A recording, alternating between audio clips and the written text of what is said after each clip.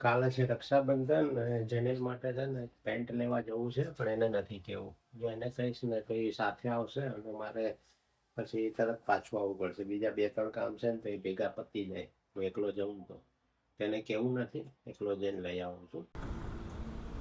Pant લેવા જવું છે સિટીમાં. સિટીમાં એક દુકાનનું મેં સ્ક્રીનશોટ લીધો હતો, પણ હવે ડિલીટ થઈ ગયો છે. અને બાપુનગર જોઈ ગયું. બાપુનગર અને ભીડભંજન ને ઇન્ડિયા કોલોની ને ત્યાં મળી જાય ને તો કામ એ કેટલું મસ્ત મેદાન બની ગયું છે. હજી અમદાવાદમાં ઘણી બધી આવી જગ્યાઓ. પેલા છે ને કપડામાં માસ્ટરી હતી મારી. કપડા હું લાવતો ને બધા કરતા અલગ જ હોય મારા કપડા. અમે તો સાડીઓમાંથી શર્ટ બનાવેલા છે, પડદાના કાપડમાંથી શર્ટ બનાવીને પહેરેલા છે અને એકદમ અલગ જ લાગે બધા કરતા. મારી ચોઈસ એવી હતી ને કે લોકો મને કપડાં લેવા માટે લઈ જતા કે મને પહેરવા, અને લાવીને તરત છે ને બીજા દિવસે પહેરી જ લેવાનું. એવું નહીં કે લાવ્યો તો મૂકી રાખવાનો. પછી એ શોખ મરી જાય. એટલે જે શોખ હોય ને એ તરત જ લાવ્યા બીજા દિવસે પહેરી લઈ જાય.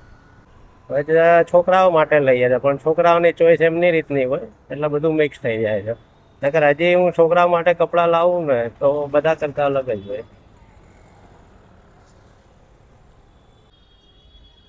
ઇકો ફ્રેન્ડલી મૂર્તિઓનું બુકિંગ ચાલુ છે. ગણપતિ દાદાની આવવાની તૈયારી. પેન્ટ લઈ લીધા છે. આ છે ભીડભંજન માર્કેટ ને અહીંયા છે ખોડિયાર રેડીમેડ. અગરબત્તી લઈ લીધું, 3 પેન્ટ લઈ લીધા. હવે એક આગળ દુકાન છે, ત્યાંની બી રીલ્સ આવી છે તો ત્યાંથી બી જોઈ લઈએ. લીલનના પેન્ટ લીધા છે પહેલી વાર, હવે જોઈએ. 3 લીધા છે. પેલા તો એક પહેરીને જોવું પડશે કે કેવું છે કેવું નહીં, નકર પછી પાછા જઈને પછી બીજા જીન્સ કે ફોર્મલ લઈ લઈશું. એક પહેરીને ધોવાશે ને પછી ખબર પડશે. અને અમે કાલે તહેવાર છે એટલે કાલ પહેરવું જ પડશે. ધુમાડો શ્યામ સુચક બાપુનગર સાંજ. આ ઇન્ડિયા કોલોની છે ને એ તો આખું કપડાનું બજાર જ છે. જ્યાં જેવો ત્યાં કપડા. અહીંયા સામેની સાઈડમાં એ બાજુ આસ્થા હોસ્પિટલ, જેની ઝરણાની સ્કૂલ છે ને.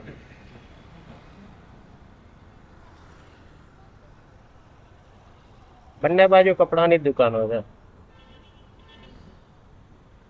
અહીંયા રેમંડ નો શોરૂમ પણ છે.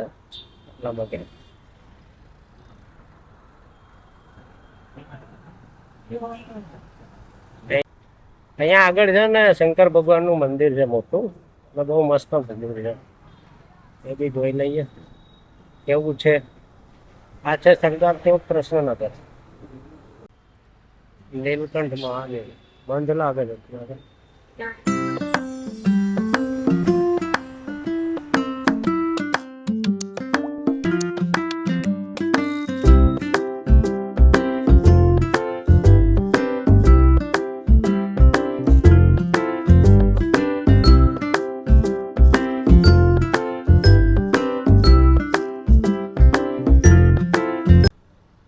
આ છે ગોગા મહારાજનું મંદિર. અહીંયા બધા મંડપ બંધાયા છે ને શણગાર્યું છે. કંઈક લાગે છે આજે ડાયરો લાગે છે. માધવ મંદિર આખું આસપાસનું છે મંદિર. અને આવી ગઈ કેનાલ. સાંઢળી મહાદેવના પ્રખ્યાત આપણું કહેતા કાજુ કતરીનો ભાવ કિલોના 780. જોઈએ ટેસ્ટ કરીએ કે તે તો છે બધા તો.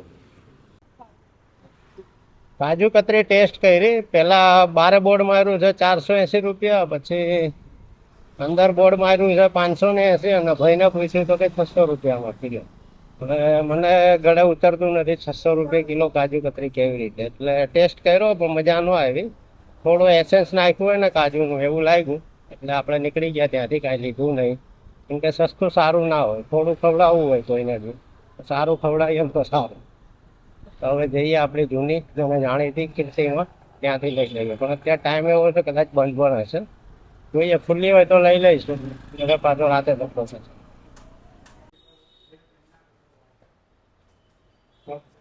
આ કેસરી છે એના હે ને 1100, અને ઓલી 1000.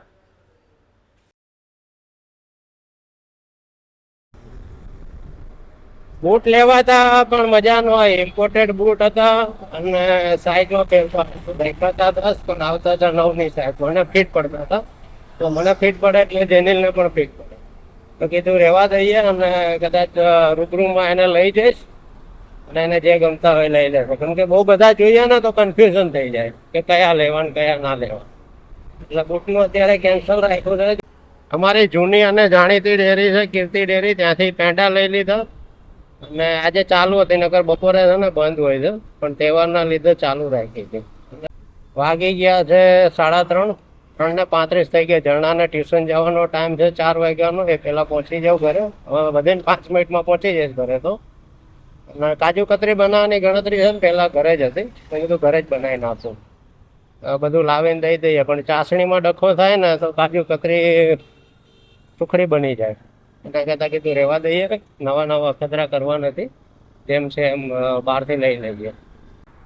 Vastral metro station. અને આજે છે ને હેલ્મેટ નાખ્યું છે ને તો મસ્ત મજા આવે છે. એકદમ મોઢું ચોખ્ખું ચોખ્ખું લાગે. ક્યાંય બી ઉતરીએ તો હેલ્મેટ નાખવું જ જોઈએ. હેલ્મેટ પહેરીએ ને તો આંખોમાં દૂર દૂર થઈ ના જાય.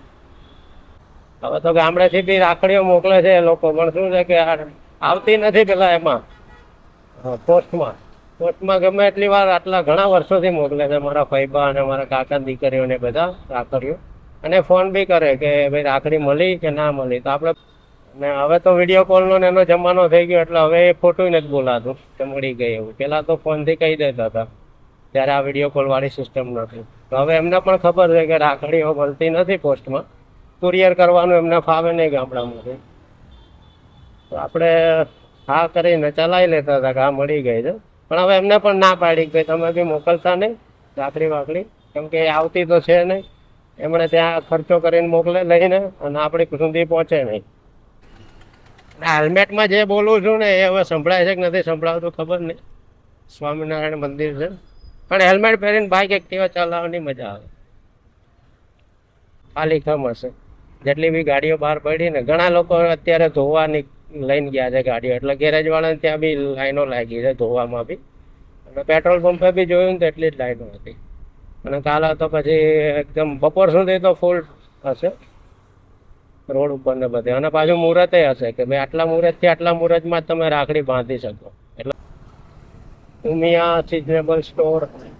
પેલા તો એકવાર એવું થયું હતું ને કે રક્ષાબંધનમાં કોઈ અફવા ફેલાવી હતી કે જેણે જેણે રાખડીઓ બાંધી છે ને એ કાપી નાખો.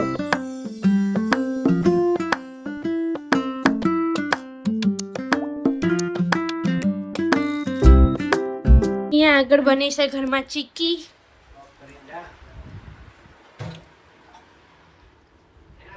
હજી હાલ ગરમ ગરમ જ બની છે. બહુ પેલા થઈ હતી જેને શરદી, એટલે એના માટે ચીક્કી બનાવી હતી. હવે એના ભાઈને થઈ છે શરદી, એટલે નાકમાંથી નેકરા શેડા, તો એની માટે થઈને બનાવી છે તલની ચીક્કી. હા એના માટે. ઓહો ભાઈ, રક્ષાબંધનના દિવસે જ ભાઈ બહેનનો પ્રેમ ઉભરાઈ જાય છે.